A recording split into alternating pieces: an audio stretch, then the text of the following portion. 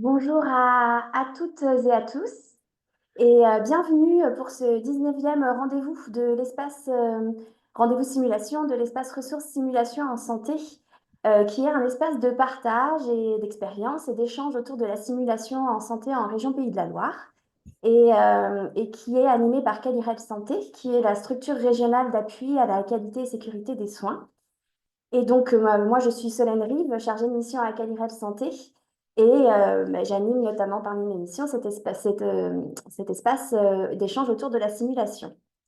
Et comme vous avez pu le voir donc aujourd'hui, on se réunit pour parler de simulation in situ. Donc, on est ensemble pour 1 heure jusqu'à 14h30. Et donc, je disais pour parler de simulation in situ, donc qui consiste à former, qui est une méthode pédagogique qui consiste à former les professionnels par la simulation en santé, mais dans leur environnement de travail. Et nous allons voir que la simulation in situ a ses spécificités, ses nombreux bénéfices, mais aussi des points d'attention et de vigilance qui sont importants de connaître pour les centres de simulation qui voudraient développer la simulation in situ ou qui en font déjà. Et puis également pour les établissements de santé et médico-sociaux qui veulent former leurs professionnels. Et donc pour nous parler de ce sujet, nous accueillons aujourd'hui le professeur Bruno Debien. Un grand merci d'être parmi nous. Avec Euh, donc, euh, qui est professeur Debien, qui est professeur en anesthésie, réanimation et en médecine d'urgence, et qui a piloté le groupe de travail sur la simulation in situ dans le cadre de la mise à jour du guide de bonne pratique en matière de simulation en santé de la Haute Autorité de Santé. Et puis, vous dirigez également Emergencing, qui est un centre de formation qui propose justement des formations à l'urgence qui utilisent cette méthode pédagogique de la simulation in situ. Donc, avant de vous donner la parole, juste pour rappeler aux participants qu'après l'intervention, il y aura bien sûr un temps de questions-réponses. Mais d'ores et déjà, si vous souhaitez utiliser le chat pour poser vos questions, n'hésitez pas. Et puis, on pourra les reprendre par la suite. Donc encore une fois, un grand merci à vous, professeur Debien, et puis je vous laisse la parole. Eh bien, écoutez, grand merci à vous pour cette invitation. Merci au professeur Jean-Claude Grandry, merci à Calirel. Je commence d'emblée par faire un petit clin d'œil et saluer amicalement mes deux comparses dans le groupe de travail Simulation In Situ. Catherine Durand du réseau Périnate des Deux-Savoies, qui est pédiatre et qui fait exclusivement de la simulation in situ, et Hervé Vergne, qui est cadre de santé, hygiéniste et responsable régional et qui travaille, lui, à Toulouse. Donc, vous aurez trois avis provenant de trois régions de France différentes. Moi, je suis parisien. Voilà. Et donc, on va commencer tout de suite. On va commencer par la déclaration lien d'intérêt. Donc, comme vous l'avez dit, je dirige Emergencing, qui est un organisme de formation privé, et on ne fait depuis 11 ans exclusivement que de la formation en simulation in situ. Donc, on n'a pas de labo, on a des régies mobiles et des mannequins et des camions, et on va dans toute la France, depuis Douai jusqu'à Monaco il y a quelques jours, puis de Quimper à Grenoble, voilà. Et on va en Corse et dans les Droms. Je déclare des liens d'intérêt. En tout cas, on a un partenariat et on se fait prêter du matériel par des laboratoires ou des industriels, soit pour nos formations in situ, soit pour des formations lors de congrès. Donc, voilà. Alors maintenant, on va rentrer dans le vif du sujet. Petite définition, mais vous l'avez rappelé il y a quelques minutes.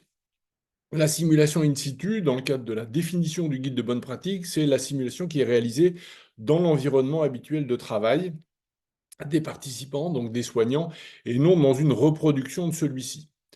Alors, dans la littérature, on peut voir que pour certains, il est important que les participants, les soignants donc, qui participent à la simulation, soient ou non en charge de patients réels pendant leur formation. Autrement dit, certaines formations in situ, notamment aux États-Unis, se font de manière non annoncée et avec des soignants en charge de vrais patients.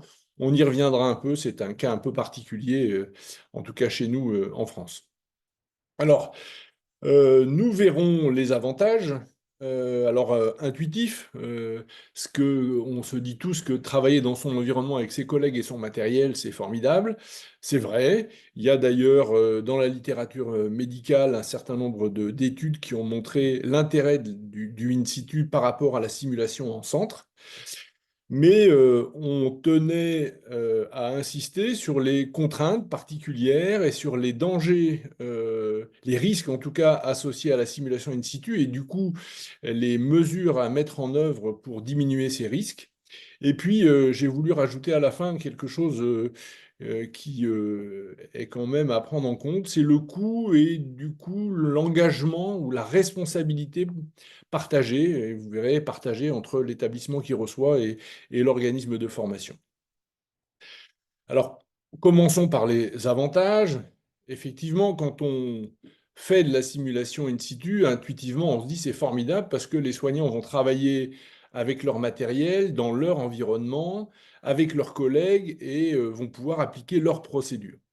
Je me souviens, il y a une quinzaine d'années, quand j'animais les ateliers du congrès de la Société de réanimation de langue française ou de la Société française d'anesthésie et réanimation, de temps en temps, on bloquait parce que tel soignant disait: ah oui, mais moi, dans mon bloc opératoire, c'est pas le même défibrillateur ou c'est pas le même respirateur. Et donc, on était toujours un peu gêné avec des limites de connaissance ou de maîtrise de certains matériels de la part des soignants. Là, il n'y a plus de problème, c'est leur matériel, leur environnement. Donc on se dit, et je pense qu'on a raison de se dire ça, que ça améliore le réalisme et la transposabilité des acquis. Autrement dit, bah, juste après la formation, si une situation identique se produit, bah, ils l'auront déjà travaillé. Et du coup, on ne se contente plus de former les professionnels de santé, mais on leur donne de l'expérience puisqu'elle est immédiatement transposable. Alors, il y a d'autres avantages, hein. Quand on arrive et qu'on forme d'emblée 12 personnes dans une équipe, eh ben, il y a un effet bolus. Alors, c'est une expression d'anesthésiste, hein. En gros, on a une grosse quantité, un gros pourcentage de l'équipe qui est formée.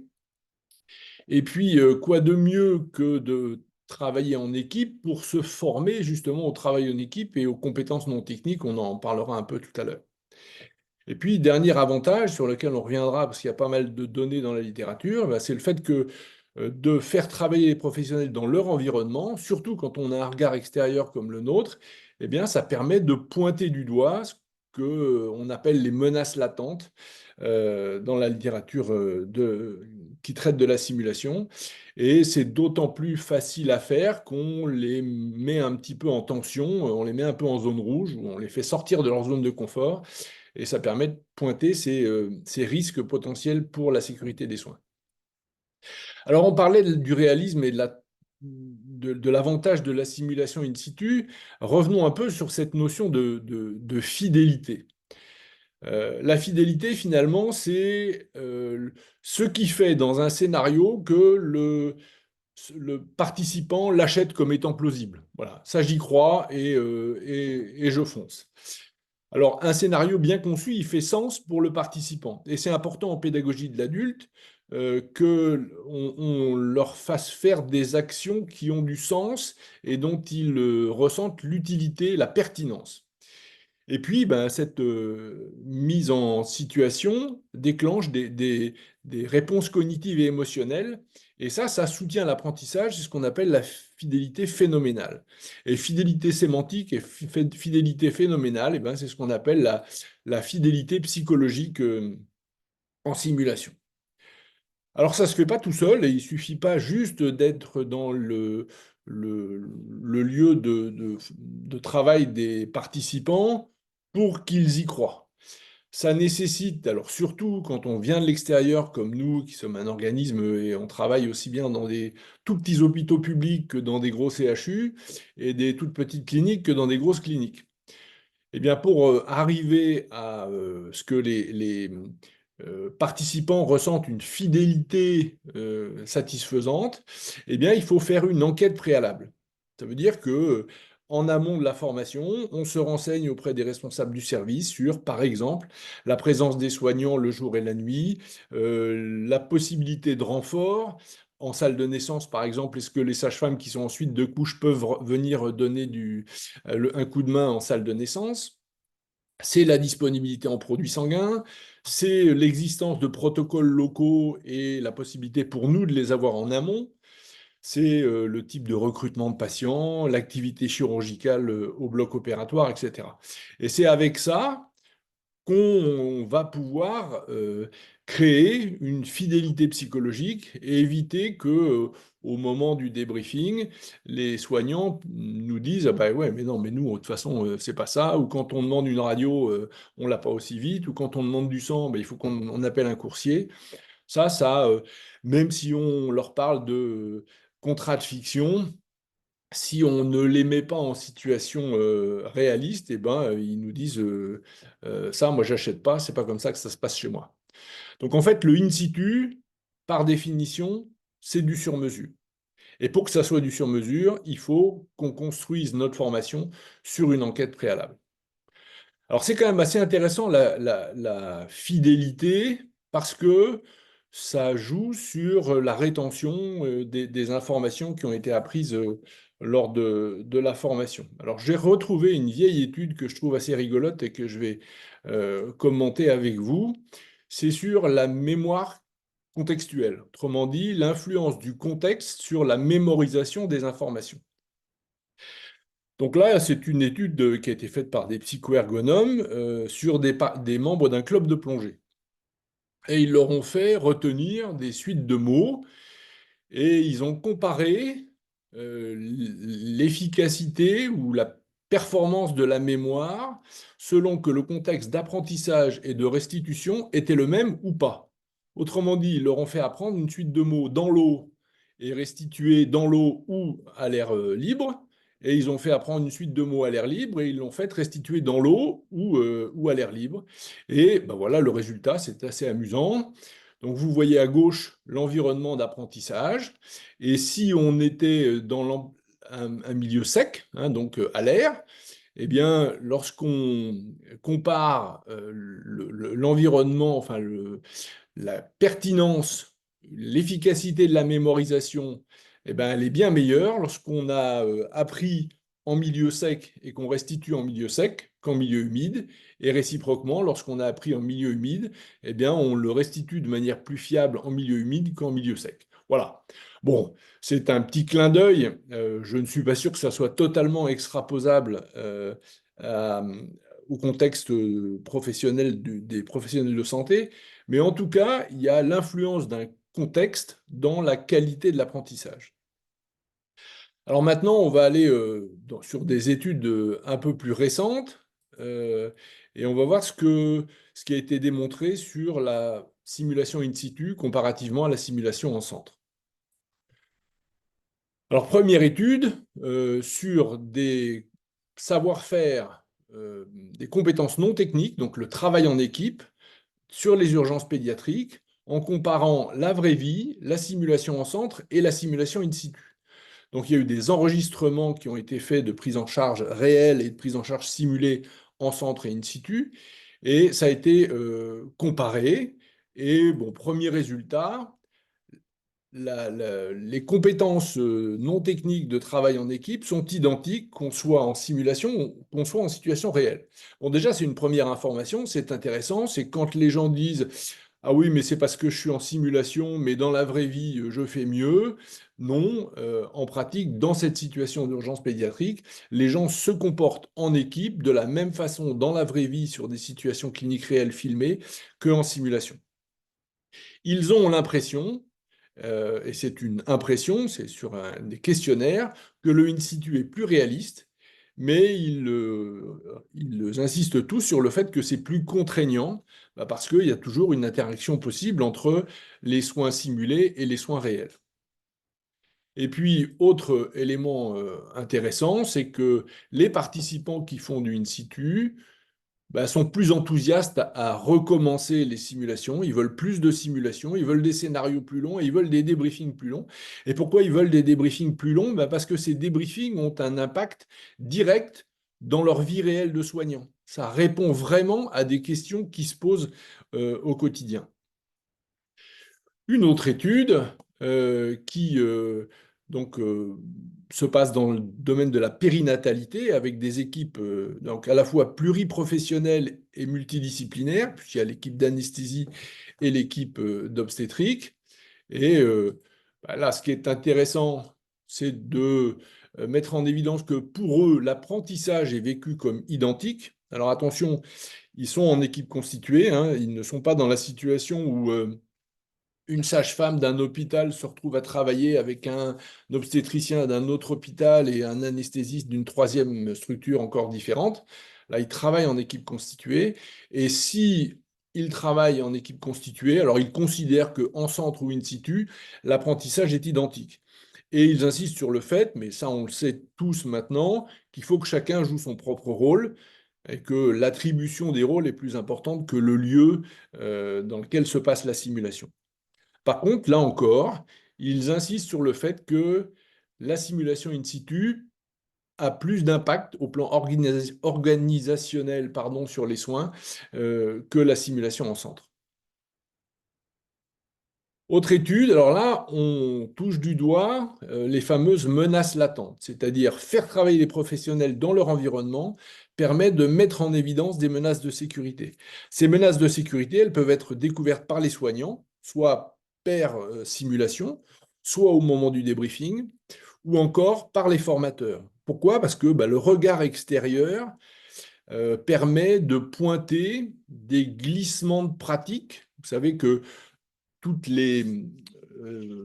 comment dirais-je, les gaps, toutes les différences qu'il peut y avoir entre les recommandations et les pratiques ne se sont pas passées de manière brutale. Parfois, il y a un glissement progressif des pratiques et qui peuvent passer finalement inaperçus auprès des soignants. Et les formateurs ont un regard extérieur et donc peuvent pointer plus facilement ces glissements de pratiques.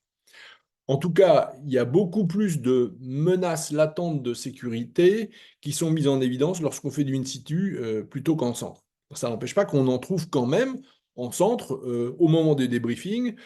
On questionne les apprenants sur leurs pratiques réelles dans leur maternité ou dans leur centre, dans leur service d'urgence. Et donc, on peut quand même découvrir des menaces de sécurité, mais on en trouve moins fréquemment. Et puis, petit clin d'œil, vous voyez que ces simulations sont extrêmement courtes. On trouve ça dans les pays où la simulation fait vraiment partie de la vie réelle des soignants et de la formation continue. Et on n'a pas besoin de faire un briefing technique, de présenter le mannequin. On n'a pas besoin de présenter le contexte pédagogique et la bienveillance des formateurs. Ce sont des choses qui sont tellement habituelles que ils font c'est ce qu'on appelle les quick ou les nano-simulations. Voilà. En tout cas, ils font tout ça en 10 minutes, ce qui est assez exceptionnel. Mais il y a aussi un taux d'annulation de simulation à cause de la charge de travail, à cause du fait que l'équipe a été un peu traumatisée par un événement récent. Dans certaines études, le taux d'annulation des formations in situ non annoncées voisine les 50%. Autre étude montrant l'intérêt du in situ pour pour dénicher les menaces latentes de sécurité. Là, c'est dans un environnement de maternité. Et c'est pas forcément très compliqué. Vous voyez que là, c'est un scénario qui a été répété 4 fois. Donc, il n'y a pas besoin de faire preuve d'inventivité sur le plan des scénarios. Et ils ont découvert 6 menaces de sécurité. Alors, je vous ai donné des exemples. Des lignes téléphoniques saturées. C'est bien beau de vouloir appeler du renfort, mais si la ligne téléphonique est saturée, ben, on n'y arrive pas. C'est des médicaments urgents qui ne sont pas disponibles. La méconnaissance, soit des procédures par les soignants, soit de la manière dont il faut ranger le matériel. Et puis aussi des incohérences de rangement de médicaments ou de matériel de consommables selon les couveuses. Voilà. Euh, Autre intérêt du in situ, donc on a vu avec leur portée opérationnelle plus immédiate, on a vu la découverte de menaces de sécurité. Il y a aussi la possibilité de tester de nouveaux environnements de travail. Alors, ça a été fait en France, à Marmande, je crois, et ça avait été publié par la prévention médicale. Mais voilà, il y a des articles qui insistent sur la nécessité de tester de nouveaux environnements de travail et de nouvelles organisations. Donc là, par exemple, ils ont testé un nouvel hôpital et ils ont commencé par faire des simulations en centre, puis in situ. Même en centre, ils ont essayé de tester leurs nouvelles organisations en termes de composition d'équipe, de responsabilité de chacun des membres de l'équipe. Et puis ensuite, ils ont testé l'environnement. Et là encore, c'est pertinent parce que ça permet de trouver un certain nombre d'incohérences entre ce qu'on a imaginé comme protocole et comme ressources matérielles, et puis la vraie vie, c'est-à-dire la capacité qu'ont les soignants en situation à les utiliser. Voilà. Je ne pourrais pas passer sous silence le travail fait par le réseau Périnat des Pays de Loire, hein, qui a fait une étude justement sur la simulation in situ. Alors, les réseaux Périnat font de la formation dans les maternités sur les situations critiques pour les nouveau-nés et les situations critiques obstétricales. Et donc, dans cette étude, euh, ils ont eu du déclaratif. Bon, alors on peut en penser ce qu'on veut. 99% des participants ont dit que la participation à ces simulations ont changé leur pratique au quotidien, et 100% des maternités ont trouvé que le fait de faire ces simulations in situ ont permis d'avoir un impact positif sur la qualité des soins.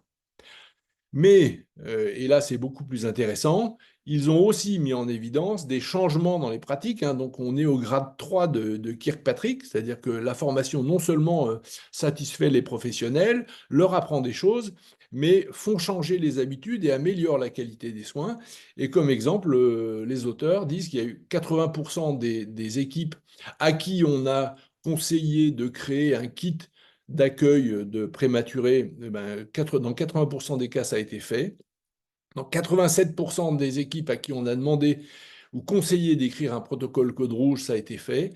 Et puis 100% des équipes à qui on a conseillé, pour l'hémorragie du postpartum immédiat, d'utiliser une feuille de surveillance un peu standardisée, qui sert aussi d'aide cognitive, eh bien 100% des équipes ont mis en œuvre cette mesure, cette piste d'amélioration. Donc voilà, le in situ permet de changer les choses et de changer les choses concrètement pour améliorer la qualité des soins. Bon, dernière étude, et là on est dans le grade 4 de Kirkpatrick, on est toujours dans la périnatalité, on est en Angleterre, il y a un GHT, 3 hôpitaux, avec déjà une bonne culture de sécurité. Et il y a un hôpital qui était l'hôpital de contrôle, un deuxième hôpital où il y a eu une formation au travail en équipe. Vous savez que ça n'est pas inné. Le travail en équipe fait partie des compétences non techniques. Les compétences non techniques, ce n'est pas une histoire de caractère des individus, ce sont des compétences. Donc ça s'enseigne d'un point de vue théorique. On fait des ateliers pratiques. Et puis ensuite, on évalue ça sur des comportements observables en simulation. Et donc, le troisième groupe, eh ben, ils ont fait la formation théorique au travail en équipe et de la simulation in situ. Et il n'y a que dans ce troisième hôpital, ce qu'ils ont appelé la full intervention, qui a eu une réduction de 37% d'un score pronostic défavorable chez le nouveau-né. Autrement dit, il y a eu un bénéfice clinique pour les nouveau-nés. Voilà. Donc, oui, c'est super, la simulation in situ. Ça permet donc de mettre en œuvre, ou en tout cas d'indiquer des pistes d'amélioration des pratiques aux soignants. Ça répond immédiatement à des questions pratiques. Ça permet de tester des environnements. Ça permet d'optimiser le travail en équipe. Mais il faut faire attention, et ça a été un point important qu'on a voulu souligner dans le guide de bonne pratique, c'est que c'est pas simple et ça peut être éventuellement dangereux. Alors on va commencer par les choses les plus soft. La faisabilité, c'est parfois compliqué dans un bloc opératoire, dans une salle de naissance, de d'aller de la salle où va se passer la simulation. Donc, ça peut être une salle d'opération, une salle de naissance, la salle de réa bébé, et puis on va dans d'autres endroits, une chambre de réanimation, un soin intensif cardiologique, etc.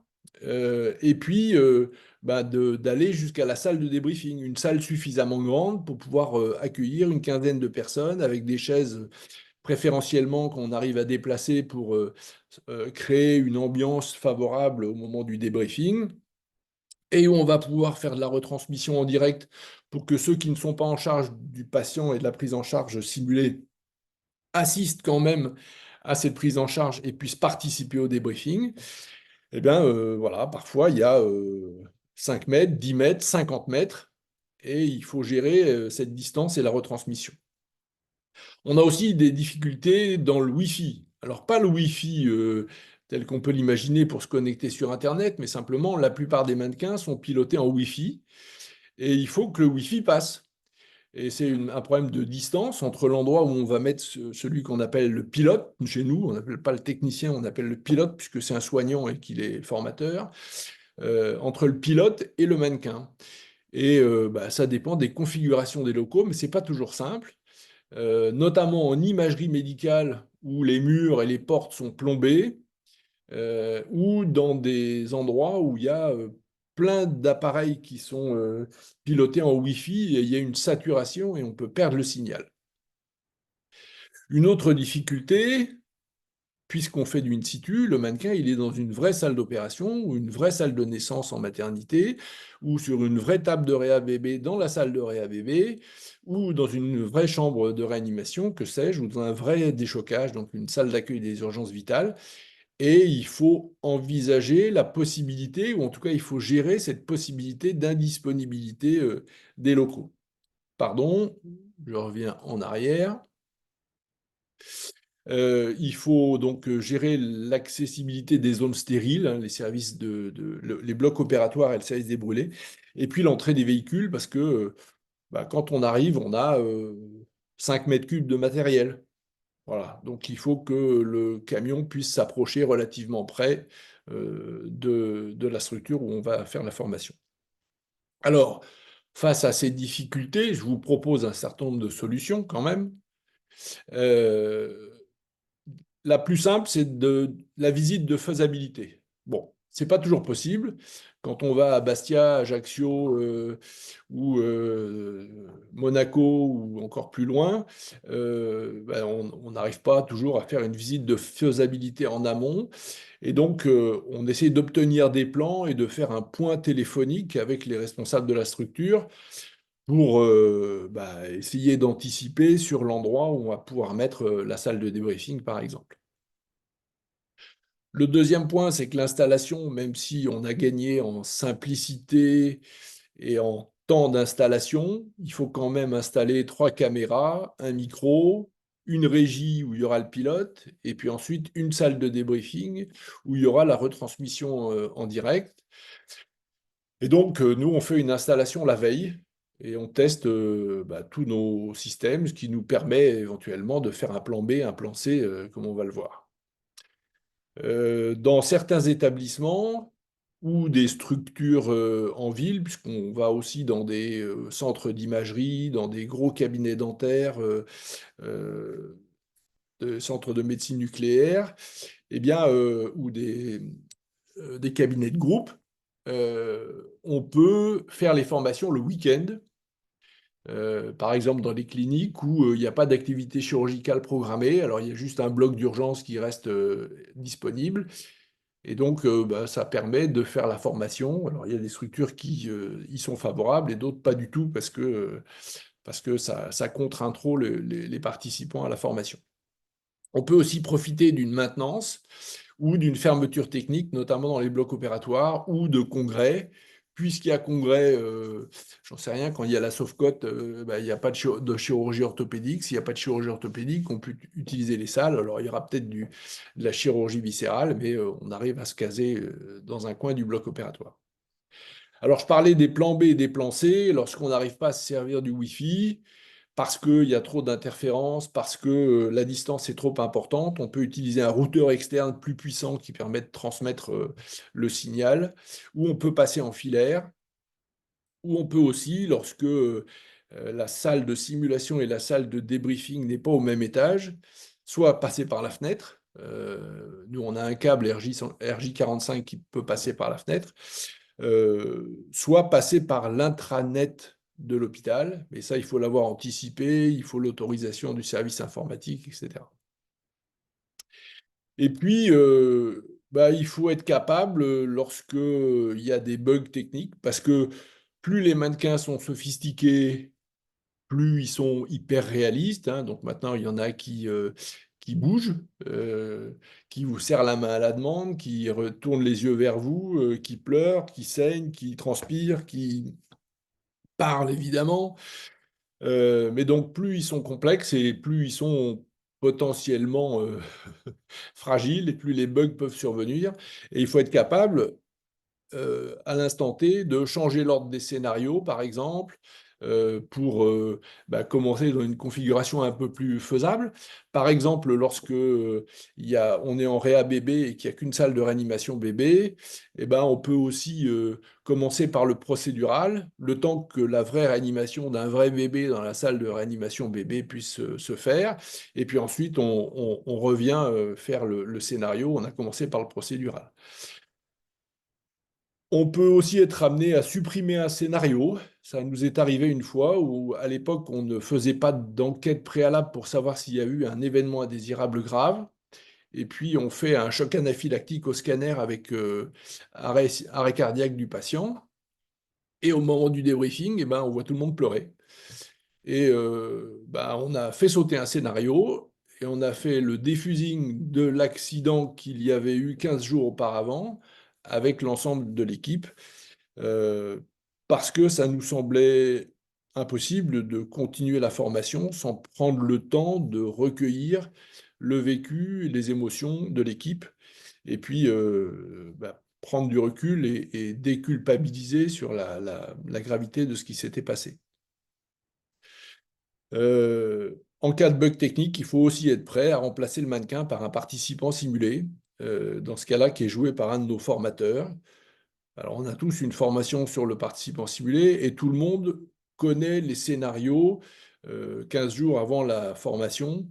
Donc, c'est plus facile, le scénario et les objectifs pédagogiques de chacun de ces scénarios. Et donc, on peut transformer une simulation sur mannequin à une simulation avec participants simulés. Et puis, j'ai mis faire jouer le cadre ou le chef de service.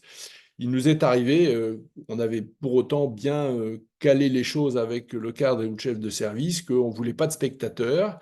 Et puis le jour J, en plein milieu de la journée de simulation, le cadre ou le chef de service qui s'assoit et qui reste dans la salle de simulation.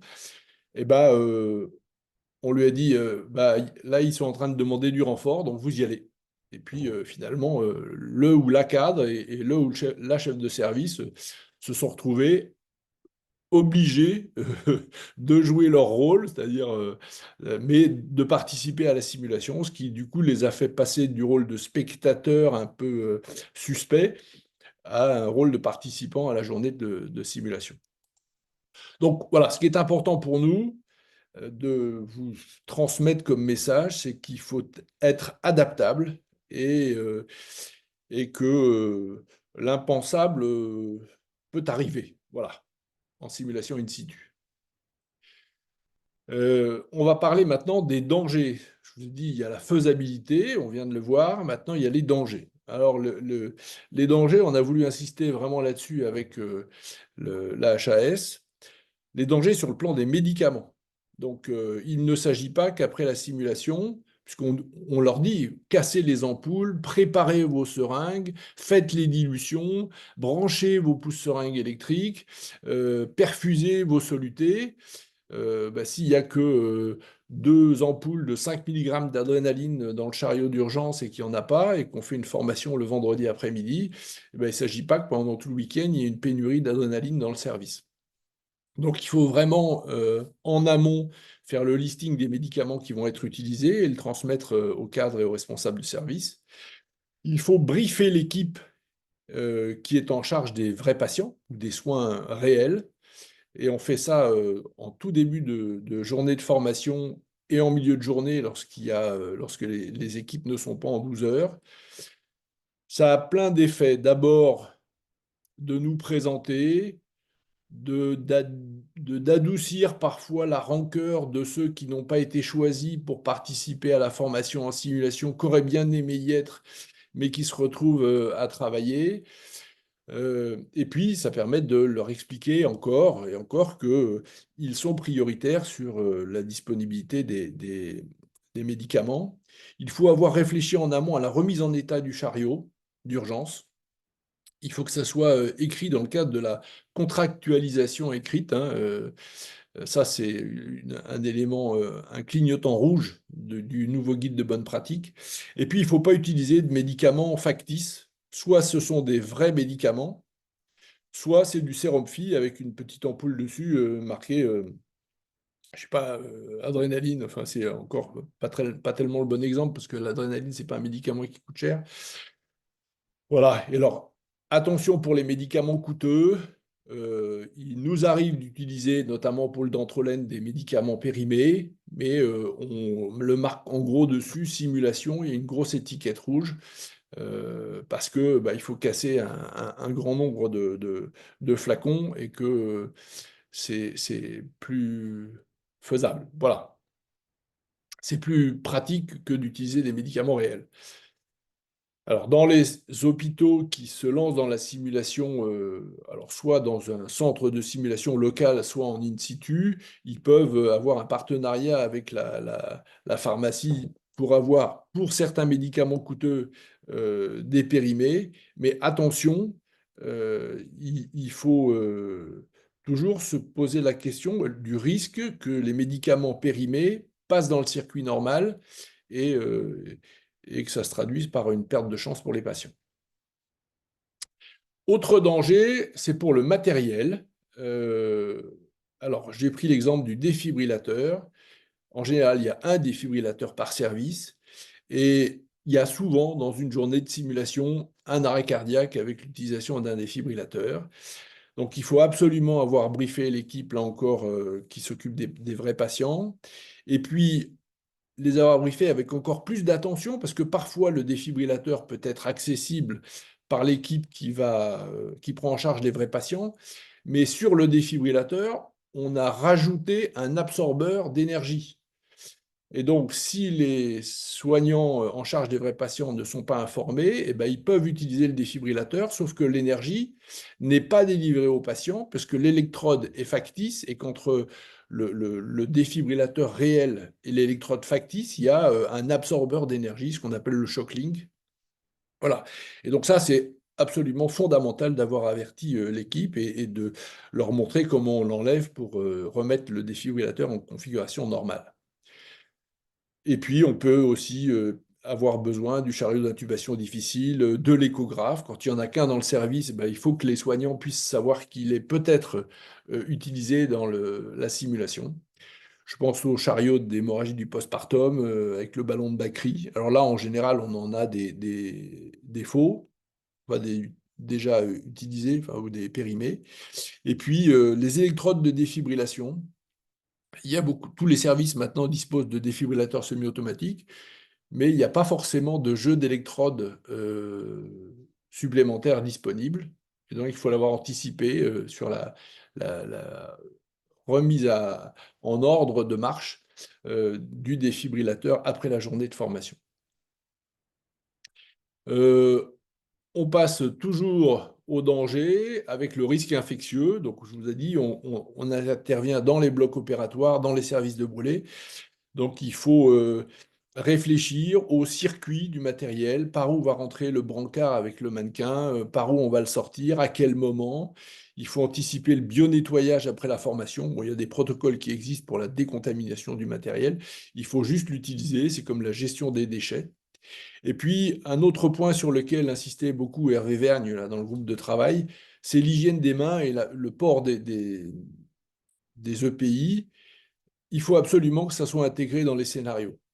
Parce que de la même façon que on a tendance à considérer que les soignants se comportent en simulation comme ils se comportent dans la vraie vie. L'inverse est vrai aussi, c'est-à-dire que si on les forme et qu'on ne fait pas attention à l'hygiène des mains et au port des EPI, eh ben, ils vont repartir avec des messages pédagogiques qui sont pas bons. Donc, il faut absolument intégrer, et on leur dit, si vous avez un cathé à poser, vous allez vous laver les mains, vous mettez une casaque, vous mettez un calot, vous mettez des masques, vous faites votre champ opératoire avec vous simulez, donc vous ne mettez pas un antiseptique coloré. Si vous utilisez d'habitude un antiseptique coloré, là, vous faites au moins avec la compresse sèche, mais vous faites l'intégralité des gestes et vous sortez des champs stériles et vous les mettez en place. Voilà. Euh, Autre risque, c'est que ça génère du stress. Alors, ça génère chez les soignants, c'est un peu fait exprès, que ça en génère chez les patients et les familles. Et donc, on briefe l'équipe en fonction. On va dans la salle d'attente s'il y a des familles qui attendent pour des visites. Et puis, on met en place des affiches. Et finalement, les affiches sont très bien perçues par les familles parce qu'on leur dit deux choses. On leur dit, ce service s'entraîne pour avoir la meilleure qualité de soins pour vos proches. Donc, ils s'entraînent en simulation, ce qui est une méthode moderne et efficace de formation. Ne vous inquiétez pas si vous sentez qu'il y a un peu de stress et des gens qui courent un peu dans le couloir. C'est normal, on les entraîne à des situations stressantes. Et rassurez-vous, les soignants qui sont en formation ne sont pas ceux qui sont en charge de votre proche, de votre mari, de votre femme, etc. Et donc, finalement, quand on interroge les familles après, ils sont tout à fait rassurés par ce type de précautions. Alors, au plan pédagogique, maintenant, on a vu la faisabilité, on a vu les risques. Au plan pédagogique, il faut qu'on réponde à des objectifs pédagogiques institutionnels. C'est-à-dire qu'il faut qu'on demande aux responsables du service quels sont les points incontournables, quels sont les objectifs qu'ils veulent absolument voir traités par la formation. C'est ce qu'on appelle, nous, les objectifs pédagogiques institutionnels. Mais il y a aussi la formation doit répondre aux objectifs pédagogiques individuels, c'est-à-dire de chacun des apprenants qui vont participer à la journée de formation. Et si on le fait juste à travers le tour de table en début de journée, on ne peut pas construire les scénarios là-dessus. Donc il faut, pour nous, en tout cas, notre stratégie, c'est de les recueillir en amont à travers un test de positionnement. Et donc si je devais résumer la manière dont on construit notre journée de formation, au plan institutionnel, on se renseigne sur l'existence préalable ou non d'événements indésirables graves liés aux soins. On se renseigne sur le matériel qui est disponible dans le service. On se renseigne sur le protocole, sur les protocoles, sur les procédures, sur les aides cognitives qui sont en œuvre dans le service. Et on se renseigne sur les objectifs institutionnels. Qu'est-ce que vous avez envie de travailler? Donc, je vous donne des exemples. Parfois, il y a eu une maternité où on nous a dit il faut absolument qu'on travaille la dystocie des épaules parce qu'on a eu un accouchement qui s'est mal passé. Il n'y a pas eu de conséquences sur le bébé, mais il y a eu finalement une anesthésie générale en salle de naissance. Ça a été foireux. Il y a eu un problème de coordination avec l'anesthésie. Il n'arrivait pas à passer à la tête pour intuber la patiente. Enfin bref, voilà. Bon, ça, c'est important de le traiter. Ça peut être du technique ou du non technique. Et d'ailleurs, dans cet exemple-là, il y avait effectivement du technique, mais il y avait aussi du non technique, c'est-à-dire de l'ergonomie, du leadership, de la prise de décision. Et on doit répondre à ces demandes. Et ça, c'est en marron, ce que vous avez vu, les 4 items, là, c'est les objectifs institutionnels. Et après, il y a les objectifs individuels des participants. Et donc, on a une idée de leur expertise face à une certaine situation critique en les questionnant à travers un pré-test. Donc, c'est un test de connaissance qui est fait en ligne et qui est analysé avant la création des scénarios. Et puis, on les questionne aussi en amont sur leurs besoins individuels. On leur demande ce qu'ils ont vécu, qui s'est mal passé, pourquoi ça s'est mal passé, qu'est-ce qui leur fait peur, qu'est-ce qu'ils auraient envie de travailler. Et c'est avec tout ça qu'on construit nos scénarios et qu'on construit notre séance de simulation procédurale, puisque dans une journée, on fait 4 scénarios plus du procédural. On reste pas loin de l'apprentissage, puisqu'on va parler de charge cognitive. Donc, jusqu'à présent, on forme des professionnels de santé qui sont dégagés d'activité clinique. En pratique, c'est pas toujours facile. Les docteurs, ils ont souvent dans leur poche le DECT. Et puis, nous, les docteurs, on est quand même formés ou déformés avec l'illusion qu'on est capable de faire plein de choses en même temps. Bon. On sait depuis des dizaines d'années, les études en sciences cognitives, des psychos et des ergonomes ont clairement démontré que ça n'est pas vrai. Mais en tout cas, en médecine, on croit toujours qu'on est capable de faire 36 choses en même temps. Et donc, nous, on essaye au moins de faire en sorte que les médecins ne répondent pas à leur DECT pendant le débriefing. Pendant la simulation, c'est pas grave puisqu'ils le font dans la vraie vie. Et justement, ça va nous permettre de pointer les conséquences néfastes de l'interruption de tâche au moment du débriefing. On insiste sur le fait que la formation soit multiprofessionnelle, parce que la vraie vie, c'est de la collaboration entre professionnels, entre professions différentes et spécialités différentes. Donc, en in situ, on fait de la formation continue, on ne fait pas de formation initiale. On essaie de faire en sorte qu'il n'y ait pas d'espions. Et vous avez vu, quand il y en a, on les utilise comme apprenants. Et puis, on essaie de faire en sorte qu'il n'y ait pas d'hostilité, ou en tout cas de gérer l'hostilité de ceux qui n'ont pas été mis en formation. Ce n'est pas toujours facile, hein. Parfois, il y a une certaine agressivité. Oui, pendant qu'il y en a qui sont en train de s'amuser et de faire semblant, nous, on travaille, on s'occupe des vrais patients. Bon, voilà. C'est aussi souvent un problème de génération. La formation, c'est pas du travail. Si. On va parler un peu de sécurité psychologique. Il faut être bien conscient qu'il y a des soignants qui vivent traumatisés, qui vivent au quotidien leur vie de soignant après avoir été traumatisés par un événement indésirable grave. Il faut le prendre en compte. Mais il faut aussi savoir qu'il y a des soignants qui ont été traumatisés par des expériences de simulation désastreuses. Donc, nous, on est gentils, mais tous les formateurs en simulation ne sont pas gentils. Et j'ai vu des soignants, sur le premier tour de table d'une journée, éclater en sanglots parce qu'ils se souvenaient d'avoir été brimés, humiliés lors de séances de simulation avec des scénarios trop difficiles ou des débriefings qui n'étaient pas des débriefings, qui étaient juste des procès à charge. Enfin, voilà. Donc, il faut prendre en compte cette souffrance potentielle de certains soignants, seconde victime d'un événement indésirable grave ou seconde victime de la simulation. Ils n'ont pas tous choisi d'être là, hein, donc il faut aussi gérer ça. Leur dire que le stop est possible, si notamment ça leur fait revivre des situations douloureuses. On essaye de le traiter en amont, c'est-à-dire de ne pas les mettre sur ce type de scénario. Et puis, évidemment que c'est important de faire un bon pré-briefing ou un bon briefing de journée, mais ça ne suffit pas. Si on leur dit on va être bienveillant, on est des collègues, on va être confraternel, on sait tous ce que c'est, on sait tous qu'on n'est pas toujours hyper performant dans nos soins, ça nous arrive à tous. Le briefing est important, il faut aussi que le reste de la journée soit en accord avec ce qu'on a dit au moment du briefing. Un petit mot sur les compétences non techniques. Vous savez que c'est la moitié à 2 tiers des causes d'événements indésirables graves sont liées à des défauts sur les compétences non techniques, hein. Le travail en équipe, la prise de décision, la conscience de la situation, la collaboration, etc. C'est donc évidemment des points clés des débriefings. C'est donc important que les soignants soient en équipe, puisque finalement, ça fait partie des compétences qu'on cherche à évaluer en formation. Et pour nous, il est important de donner l'exemple. Et donc, à Emergency, il y a des paramédicaux qui débriefent des docteurs. Ça ne pose aucun problème.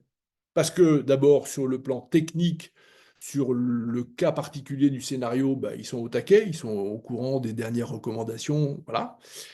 Mais surtout, c'est que l'intérêt de faire de la simulation multiprofessionnelle in situ, c'est quand même de travailler les compétences non techniques.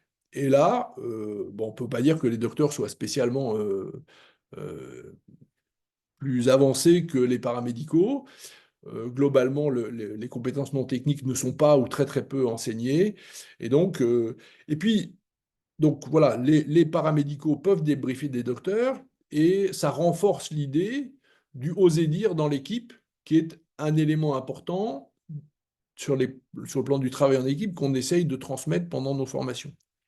Donc on fait de la formation et on essaye d'être exemplaire. Par exemple, lorsqu'on fait le briefing de la journée, eh bien, on a une aide cognitive sous la forme d'un PowerPoint ou sous la forme d'un papier plastifié pour le briefing technique.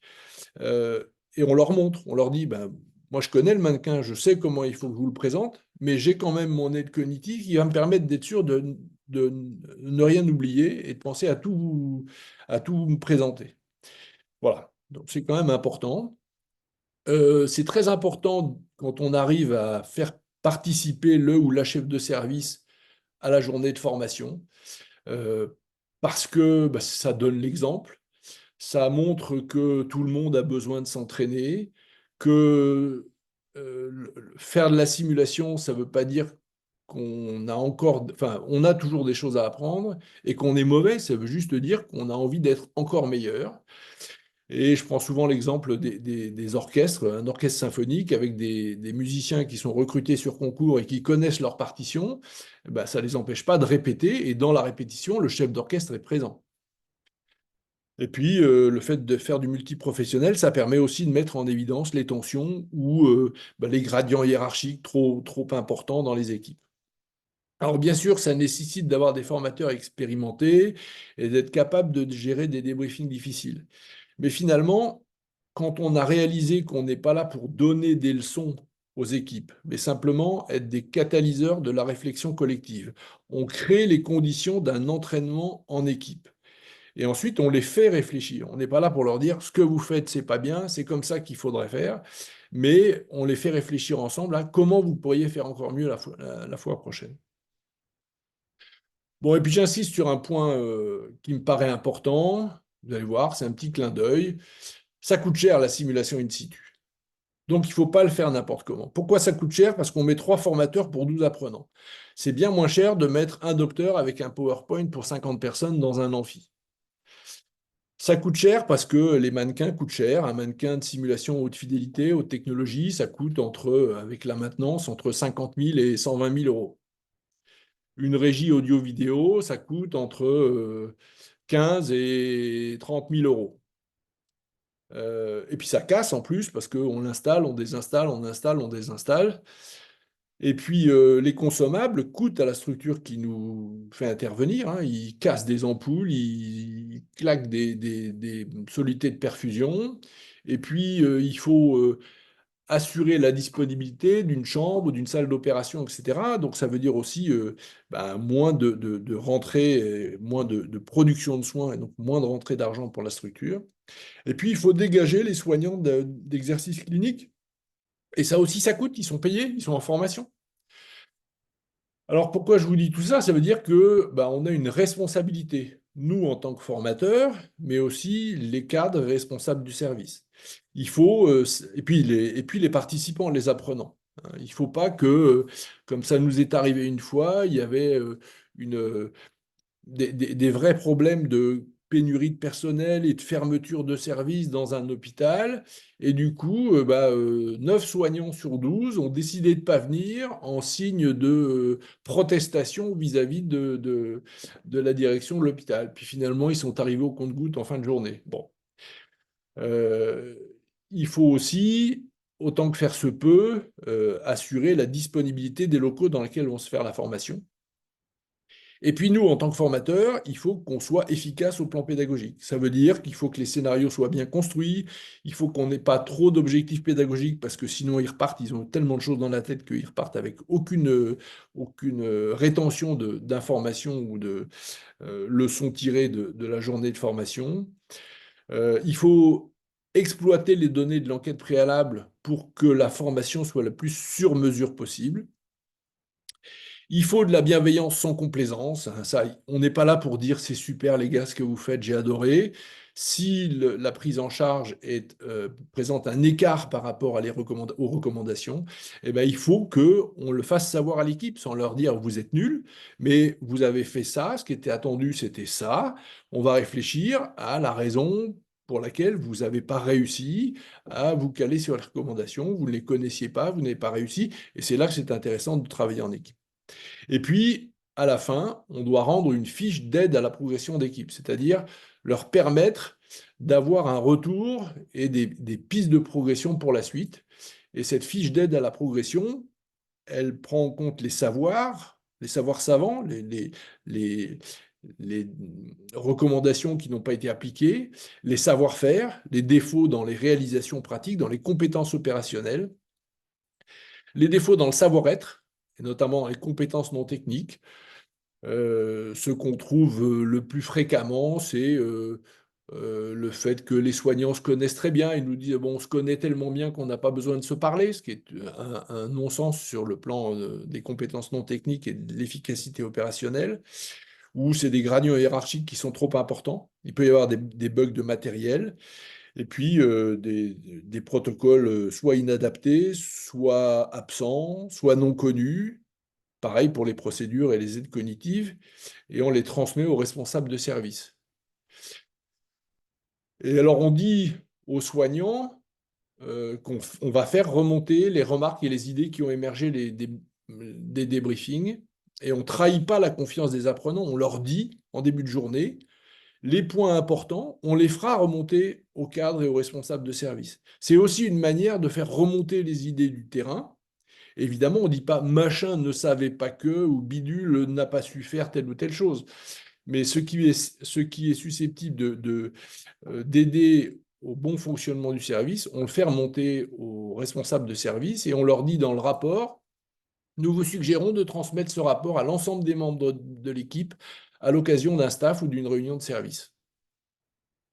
Voilà. Je n'ai pas traité de la simulation hors établissement de santé. Je n'ai pas traité non plus de la simulation non annoncée, qui nécessite que vraiment la structure soit extrêmement habituée à la simulation et que la simulation soit finalement une espèce de routine. Et dans ce cas-là, on n'a pas besoin de faire de pré-briefing sur la bienveillance, sur la confidentialité, sur les objectifs pédagogiques, et puis pas de présentation du mannequin. Les soignants le connaissent et ça va très vite. Mais il y a très peu de structures qui sont capables de faire ça et qui font ça en France. Il y en a quelques-unes. Euh, voilà. Et puis, je n'ai pas parlé non plus de la simulation just in time, qui pourrait être expliquée comme étant, quand on a un délai entre la prise en charge de la situation critique et puis son annonce, et ben, avant que le vrai patient n'arrive, on peut travailler retravailler un certain nombre de gestes avant que la vraie vie n'arrive. Voilà. Je termine juste avec une question plus qu'une réponse. Cook disait dans le JAMA en 2011, il n'est plus question de se poser la question de savoir si la simulation est efficace ou pas, mais plutôt quand et comment utiliser la simulation de manière la plus efficace et la plus rentable. La simulation ne couvre pas l'ensemble des techniques utilisables pour améliorer la qualité des soins. On peut faire des apports cognitifs, on peut faire du procédural, on peut utiliser la réalité virtuelle. Et puis, quand le moment est opportun, on fait de la simulation in situ.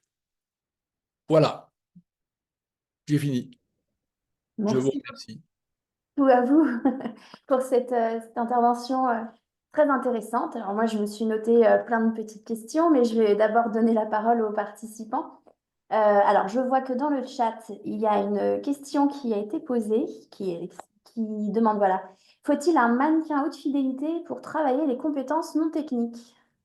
Pas du tout, pas du tout. On peut même ne pas avoir de mannequin. Si on travaille, par exemple, un appel de renfort, et puis, moi, je raconte toujours, j'ai commencé à travailler en réanimation, en simulation, avec un mannequin de secourisme, et puis un petit boîtier qui permettait juste de simuler l'arythmie, et le mannequin ne pouvait pas s'ausculter, ne parlait pas, ne respirait pas, etc. Donc non, non, pas du tout. Et puis, les compétences non techniques, comme le reste, peut s'enseigner d'abord de manière théorique. Qu'est-ce que c'est que le travail en équipe? Quels sont les comportements observables dont on sait qu'ils améliorent l'efficacité opérationnelle d'une équipe? Et puis ensuite, on peut faire des petits ateliers là aussi sans mannequin, pour s'entraîner à l'appel à l'aide, à l'appel de renfort, à la communication en boucle sécurisée, à, à se représenter ce que c'est que la conscience commune de la situation, par exemple. Et puis ensuite, on peut mettre ça en musique en simulation. Et c'est pas le mannequin qui fait la simulation. D'abord, on peut faire du participant simulé, et puis on peut utiliser des mannequins de très basse technologie et faire d'excellentes simulations. Merci. Alors, il y a une nouvelle question qui est arrivée, c'est est-ce que vous pensez qu'une IPA urgence peut coordonner de la simulation in situ dans un hôpital de proximité? Oui, oui, oui, bien sûr. Je vous dis, il n'y a aucun gradient hiérarchique entre les professionnels de santé et aucune corrélation entre la durée des études et l'expertise, notamment sur les compétences non techniques, puisqu'elles sont responsables de 2 tiers des événements indésirables graves. Nous, on est dans les équipes de simulation, le pluriprofessionnel, le multidisciplinaire et même pour qu'il y ait des non-soignants dedans. Moi, j'aime bien qu'il y ait quelqu'un du biomède ou du bureau de l'informatique, parce qu'il y a souvent des problèmes techniques à régler, et puis il faut qu'il y ait des cadres, et puis des soignants en fonction. Enfin, il faut se mélanger. Plus on se mélange, et plus on a de bonnes idées. Alors, est-ce que vous avez d'autres questions? Vous pouvez prendre la parole en ouvrant votre micro directement, le nombre qu'on elle permet, ou bien Oui, l'écrire comme vos bonjour. collègues dans le chat. Bonjour, docteur Serret, je suis anesthésiste dans un CHU. On a une petite équipe de simulation in situ dans notre service pluriprofessionnel et on a un peu de difficultés quand on veut recruter des chirurgiens pour nos séances de simulation. Et notamment, on se pose toujours la question quand on prépare nos journées et qu'on sait qu'on va avoir un chirurgien, comment faire pour améliorer la fidélité de nos scénarios avec ces chirurgiens qui finalement, eux, n'ont pas grand-chose à faire. On a un mannequin à moyenne fidélité qui nous suffit largement d'un point de vue anesthésie, mais d'un point de vue chirurgical, on est souvent un peu limité. Alors, la dernière fois, c'était une boîte en carton avec une pâte à tarte dessus pour qu'ils puissent inciser. Ça reste assez limité dans ce qu'on peut leur faire faire. Donc, voilà, je ne sais pas si vous avez des façons de faire simples et sans moyens particuliers pour les faire participer facilement. Alors, c'est effectivement un vrai problème. En tout cas, de les saturer au plan cognitif ou de les mettre en situation où ils vont devoir subir une interruption de tâche. Donc, c'est effectivement un peu compliqué. Alors, il y a la possibilité de les sensibiliser lorsque, ils sont en train de se laver les mains ou de s'installer, hein, de champer, par exemple. Où là, si on déclenche un événement à ce moment-là, on peut réfléchir avec eux sur ce qui a pu leur permettre de prendre la décision d'arrêter, de se déstériliser, de se renseigner auprès de l'anesthésiste pour savoir ce qui était en train de se passer. Il y a la possibilité, on l'a fait de temps en temps, ça peut marcher, mais c'est hors vie réelle, c'est de leur faire faire des calculs mentaux ou un travail intellectuel, de compter en décroissant de 100 à 0, en enlevant 7 7 par 7 par 7 à chaque fois. On peut les faire travailler aussi sur l'interruption de tâches. Ça, c'est assez intéressant. Autrement dit, ils sont en train de faire quelque chose pas très important, et puis ils sont interrompus au téléphone. Voilà. Et c'est vrai que c'est pas toujours simple de faire en sorte que le, la simulation intéresse autant l'anesthésiste que le chirurgien sur le plan technique. En fait, la vraie solution, c'est de concevoir des scénarios quasiment uniquement centrés sur le non technique. Et à ce moment-là, on arrive à les attraper assez facilement. Ok, merci beaucoup. Je vous en prie. Il y a d'autres questions. L'interruption de tâche, par exemple, hein, je reviens là-dessus, c'est vraiment quelque chose qu'il faut absolument travailler au bloc opératoire. Il y a des recommandations de la Haute Autorité de Santé là-dessus. Et typiquement, eux, ils baignent là-dedans depuis qu'ils sont tout petits. Nous aussi, d'ailleurs, en anesthésie. Et, euh, et là, faire un scénario sur l'interruption de tâche, c'est risque et vraiment travailler euh, sur les bonnes pratiques au moment du débriefing, c'est extrêmement intéressant. Alors, une autre question. Bon, bah moi j'en ai une du coup. J'ai trouvé ça intéressant quand vous avez parlé enfin, globalement, mais sur les menaces latentes de sécurité. Et puis le fait que la simulation in situ permettait un stress test, je crois que c'est le terme employé dans le guide de bonne pratique des organisations.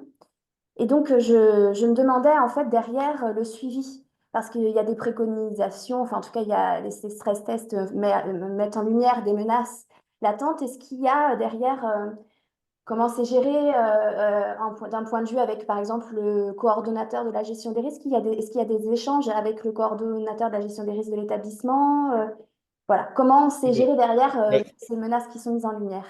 Alors, nous, on invite, mais ils reviennent rarement, mais on invite dans la dernière demi-heure de la journée de formation le responsable de la gestion des risques ou le directeur des soins ou le chef de service quand il n'a pas participé à la journée. Et là, les 30 dernières minutes, c'est commencer à anticiper pour nous sur la fiche de rédaction, sur la rédaction, pardon, de la fiche d'aide à la progression d'équipe. Donc, c'est là qu'on refait un peu le point avec l'équipe d'apprenants sur toutes les, les bonnes décisions qu'on a prises pour l'avenir. Ensuite, nous, on envoie le rapport. Le rapport, il est rédigé dans un deuxième temps.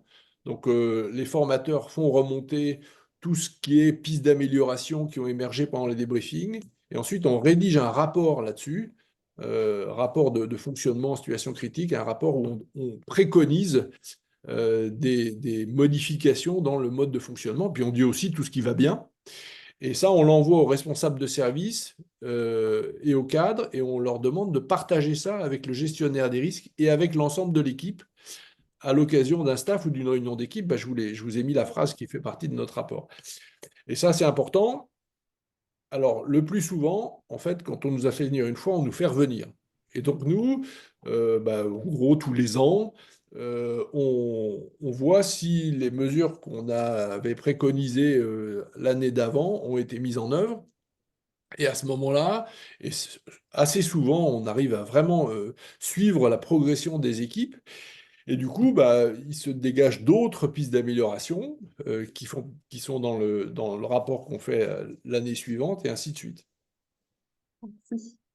Voilà. Est-ce qu'il y a d'autres questions? Alors, est-ce que je peux me permettre une autre question? Je vous en prie, avec plaisir. Parce qu'à Calirel Santé, du coup, on accompagne aussi les établissements médico-sociaux et notamment les EHPAD. Et je me demandais si vous aviez eu des expériences de simulation in situ en EHPAD. Oui, oui, Ok. absolument. Et c'était sur quel sujet Ah bah les d'urgence? mêmes, les urgences vitales et le travail en équipe. Et notamment, bah, par exemple, déculpabiliser les soignants quand il n'y a pas de médecin sur place, ce qui est le cas la nuit, sur est-ce que je peux me permettre de déranger le médecin et si oui, quels sont les messages ou les mots-clés qui vont justifier que je l'embête la nuit. Voilà, ça c'est un premier objectif pédagogique, mais c'est aussi la notion de directive anticipée qui est sous-jacente à toutes ces urgences en EHPAD. Est-ce que et puis la communication, enfin la préparation en amont. Est-ce que tel patient, pour tel patient, on doit appeler le médecin référent et ou le SAMU? Et qu'est-ce qui fait qu'on choisit d'appeler le médecin référent de l'EHPAD ou plutôt le 15 quand il est 3 heures du matin et qu'on a une urgence vitale? Voilà. Et là, c'est incroyablement, comment dirais-je, bénéfique pour la structure parce que derrière, les choses sont plus claires pour eux, quoi. Voilà, il y a des cas où on appelle le médecin, il y a des cas où on fait le 15, et puis sauf s'il y a des directives anticipées, auquel cas c'est le médecin et la famille. Enfin bref, donc oui, c'est très très intéressant. Et puis ce sont des structures de soins, ils ont des défibrillateurs, ils ont des urgences, et donc voilà.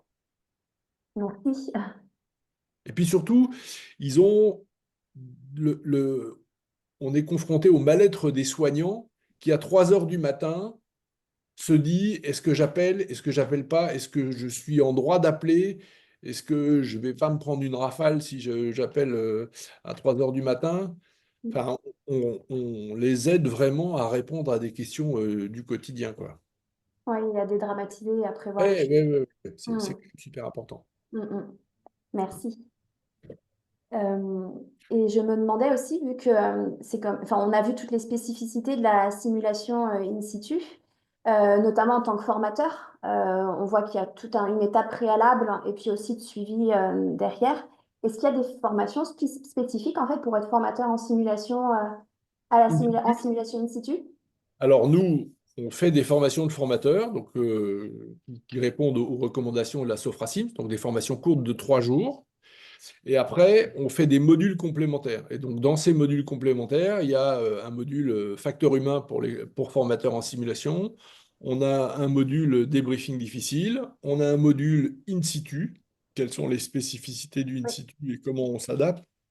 Et puis, on fait du mentoring, c'est-à-dire qu'on accompagne des équipes qui font de la simulation et qui veulent se mettre à faire du in situ. Et on les accompagne en fait en amont sur la conception des scénarios, le choix des questions à se poser et la détermination des objectifs pédagogiques.